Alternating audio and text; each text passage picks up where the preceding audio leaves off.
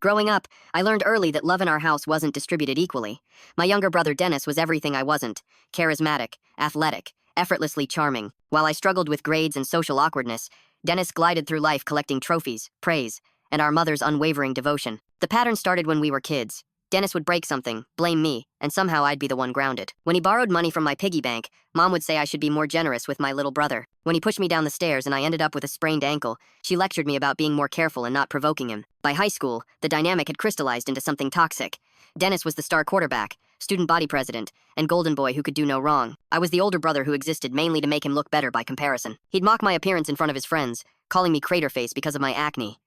He'd accidentally break my things, then laugh when I got upset. The worst part wasn't the bullying itself, it was how invisible it made me feel in my own home. When I tried to tell our parents about Dennis's behavior, Dad would brush it off as boys being boys, while Mom would somehow turn it around, suggesting I was jealous of my brother's success. One particular incident burned itself into my memory. I was 17, had finally saved enough money from my part-time job to buy a used guitar I'd been wanting for months. I came home from work to find Dennis and his friends in the garage, using my brand new guitar as a prop for some stupid video they were making. The neck was cracked, the strings broken. When I confronted him, Dennis just shrugged. "Relax, it's just a cheap guitar. I'll get Dad to buy you a better one." But he never did. And when I told our parents, Mom actually defended him, saying accidents happen and that I should appreciate that Dennis wanted to include my things in his creative projects. That night, lying in my bed listening to Dennis laugh with his friends downstairs while my broken guitar sat in the corner, I made myself a promise. Someday, I would build a life where his opinion didn't matter, where I wouldn't need anyone's validation or love to feel complete. College became my escape route. I worked 2 jobs, saved every penny, and got into a decent university 3 hours away. The day I moved out, Dennis was throwing another one of his parties. He barely looked up when I said goodbye. University changed everything for me. Away from Dennis's shadow and our mother's favoritism, I discovered who I actually was. I thrived academically, made real friends, and for the first time in my life, felt genuinely confident. It was during my junior year that I met Clarissa at a campus coffee shop. She was beautiful in an understated way: auburn hair, green eyes, and a laugh that made me feel like the funniest person in the room. She was studying literature while I was pursuing business, but somehow we clicked immediately. Our relationship developed slowly, built on long conversations about books, dreams, and our families. I told her about Dennis and the complicated dynamics at home. She listened without judgment, offering comfort I'd never experienced before.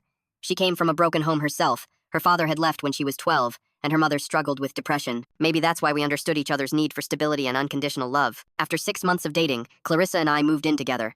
For the first time in my life, I felt part of a real partnership. She supported my ambitions, celebrated my successes, and made me believe I deserved happiness. We talked about the future constantly. Marriage, careers, maybe starting a family someday. That someday came sooner than expected. During our senior year, Clarissa discovered she was pregnant. I remember the moment she told me, holding the pregnancy test with shaking hands in our tiny apartment bathroom. My first emotion wasn't panic or fear, it was overwhelming joy. This was my chance to create the loving, stable family I'd never had. I proposed that same night with a ring I'd been secretly saving for, planning to wait until after graduation. But the baby changed everything, and I didn't want to wait. I wanted Clarissa and our child to know they were my priority, my future, my everything. The wedding was small, just our close friends and both sets of parents. Dennis was my best man, which felt like the right thing to do despite our complicated history. He gave a surprisingly heartfelt speech about how proud he was to see me so happy, and how lucky Clarissa was to have found such a devoted husband. Looking back now, I wonder if he was already planning his betrayal even then. Our son Jake was born 6 months after the wedding, a healthy, beautiful baby who looked exactly like Clarissa. I fell in love with fatherhood immediately. Every midnight feeding, every diaper change, every tiny milestone felt like proof that I was capable of the unconditional love I'd always craved. The early years of marriage and parenthood were genuinely happy. I landed a good job at a marketing firm, Clarissa worked part-time while finishing her degree, and Jake grew into a bright, curious toddler who filled our home with laughter. We bought our first house when Jake was 3. Nothing fancy, but it was ours. I remember the pride I felt painting his bedroom, assembling his first real bed, creating the stable childhood home I'd always wished I'd had. Dennis visited occasionally, usually during holidays or family gatherings. He'd play uncle to Jake, bringing expensive toys and making a big show of being the fun relative. I appreciated his effort to maintain a relationship with his nephew, especially since my own memories of family gatherings were so complicated. During these visits, Dennis and Clarissa seemed to get along well. She'd laugh at his stories, ask about his college experiences, and treat him like the brother-in-law he was supposed to be. If anything, I was grateful they had a good relationship. It felt like proof that maybe my family could function normally after all. But there were small things I should have noticed. The way Clarissa would dress a little nicer when she knew Dennis was coming over. How she'd volunteer to drive him to the airport after his visits. The inside jokes they developed that I wasn't part of. When I did notice these things, I dismissed them as paranoia left over from years of being the overlooked older brother. Clarissa loved me, had married me, chosen me. These were just the normal dynamics of people getting comfortable with each other. Dennis was still the golden child at home, though cracks were starting to show. He'd dropped out of his master's program, citing a lack of direction. He'd gone through a series of jobs and relationships, never quite settling into adult responsibilities the way everyone expected. Our parents, especially Mom, made excuses for his struggles. He was finding himself, exploring his options, too creative for conventional paths. Meanwhile, my steady job, marriage, and responsible parenting barely registered as achievements worth celebrating. I tried not to let it bother me. I had Clarissa and Jake, my own little family that appreciated me. I didn't need my parents' approval anymore. But success has a way of making you comfortable, and comfort can make you blind to signs of trouble brewing in your own home. The first crack in my perfect life appeared when Jake was 5. Clarissa had been acting distant for months, tired all the time, distracted during conversations, less interested in physical intimacy. I chalked it up to stress from her new job and the challenges of raising an active kindergartner. One evening, I came home from work to find her crying in the kitchen. When I asked what was wrong, she said she felt overwhelmed, like she was losing herself in the roles of wife and mother. She needed space to figure out who she was outside of our family. I suggested counseling, a weekend getaway, anything that might help. But Clarissa seemed distant from those solutions, like she was already somewhere else mentally. She started staying out later with friends, taking weekend trips to visit her college roommate, spending more time on her phone. The phone was what finally made me suspicious. Clarissa had always been open about her messages and calls, but suddenly she was protective of her device, taking it everywhere, even to the bathroom. When I asked about it jokingly, she got defensive, accusing me of being controlling and paranoid. That word, paranoid, hit me like a physical blow. It was exactly what Dennis used to call me when I'd complain about his bullying. The same dismissive tone, the same implication that my concerns weren't valid. I started paying attention more carefully. Clarissa was getting texts at odd hours that made her smile in ways I hadn't seen in months. She'd developed new interests, sudden plans, explanations that felt rehearsed. When Dennis visited for Jake's birthday party, I noticed how easily they fell into conversation, how familiar their dynamic seemed, but I still didn't want to believe what my instincts were telling me. This was Clarissa, the woman who'd loved me when I thought I was unlovable. She'd chosen me over everyone else, built a life with me, had my child. The confirmation came in the most mundane way possible.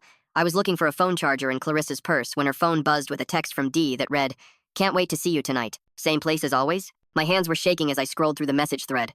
Months of texts, explicit and emotional, between my wife and someone she called baby and my love. The recent messages mentioned meeting at a hotel, missing each other, being careful not to get caught, but it was the older messages that truly destroyed me. References to our special connection, jokes about keeping it in the family, and one message that made my blood freeze. What we have is so much deeper than what you have with him. We understand each other in ways he never could. I knew that writing style, that particular mix of arrogance and charm. Even before I found the message where Clarissa used his full name, I knew D was Dennis. Confronting someone you love about their betrayal is like performing surgery on yourself without anesthesia. I waited until Jake was at school the next morning, then sat Clarissa down with her phone in my hands and asked her to explain. The look on her face when she saw I knew everything, that mixture of guilt, panic, and something that looked almost like relief, told me this had been weighing on her too. But instead of remorse, what came out of her mouth was defensiveness. "It's not what you think," she started, which we both knew was a lie. Then, "You've been so distant lately, so focused on work. Then, Dennis and I have a connection you wouldn't understand." That last line broke something in me. Not understand? I was the one who'd comforted her through her mother's depression. I was the one who'd held her hand during labor, who'd walked the floors with Jake when he was colicky, who'd supported every dream and ambition she'd ever mentioned. But apparently, I was too emotionally unavailable to understand the deep connection she'd found with my brother. The full story came out in pieces over the next hour. It had started 18 months earlier, during one of Dennis's visits. They'd gone for coffee while I was at work, and something just clicked. At first, it was just emotional. Long phone calls, text conversations about literature and life, the kind of deep talks she felt she couldn't have with me anymore. The physical affair began 6 months later, during what I'd thought was Clarissa's girls' weekend at a spa. Dennis had driven to meet her at a hotel halfway between our cities. Since then, they'd been meeting regularly, always carefully, always with cover stories I'd never questioned. "I never meant for this to happen," Clarissa kept saying. "But Dennis sees parts of me that you don't. He understands my creative side, my need for intellectual stimulation. With him, I don't feel like just a wife and mother." The implication was clear. With me, she did feel like just a wife and mother. The roles I'd thought were precious and meaningful to her had apparently been suffocating her for years. But the worst revelation was still coming. As I pressed for details, trying to understand the timeline and scope of her betrayal, Clarissa hesitated before delivering the blow that would shatter everything I thought I knew about my life. "There's something else you need to know," she said quietly. "About Jake." The room seemed to spin as she explained that the timeline of their physical relationship meant there was a possibility, just a possibility, she emphasized, that Dennis might be Jake's biological father. 5 years of bedtime stories, scraped knee bandages, proud parent moments at school plays, and unconditional love. All of it suddenly felt like it might be built on a lie. The DNA test took 2 weeks to process, and they were the longest 2 weeks of my life. I moved into the guest bedroom, unable to look at Clarissa without feeling physically sick. Every interaction with Jake became torture. Was I seeing Dennis's expressions in his face, or was my mind playing tricks on me? I told work I was dealing with a family emergency and took time off. I couldn't concentrate, couldn't eat, couldn't sleep. The betrayal by Clarissa was devastating enough, but the possibility that Jake wasn't my biological son felt like losing my identity entirely. During those 2 weeks, I made some decisions. Regardless of what the test showed, I was done with this marriage.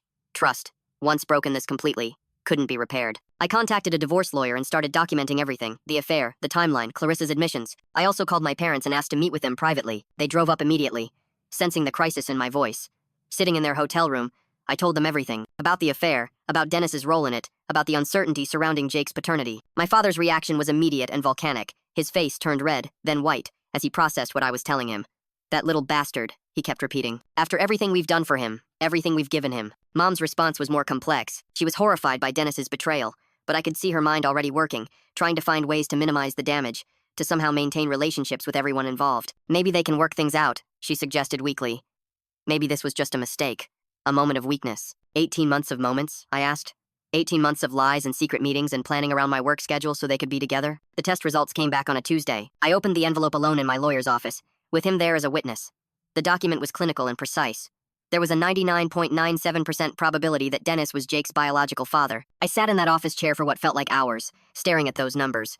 The child I'd raised, loved, considered my greatest achievement. He was genetically my brother's son. Every bedtime story, every proud moment, every plan for his future had been built on Dennis's lie and Clarissa's deception. But here's what surprised me. The devastation I expected didn't come. Instead, I felt something closer to clarity. Jake was still the little boy I'd raised. He still ran to me when he was scared, still asked for my help with his homework, still called me dad.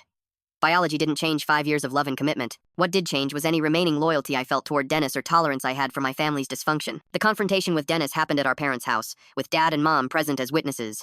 I'd insisted on this setting because I wanted our parents to see exactly who their golden child really was. Dennis arrived thinking this was some kind of family intervention about his directionless life. He walked in with his usual cocky smile, ready to charm his way out of whatever lecture was waiting for him. "We need to talk about Clarissa," I said without preamble. The change in his expression was immediate and telling.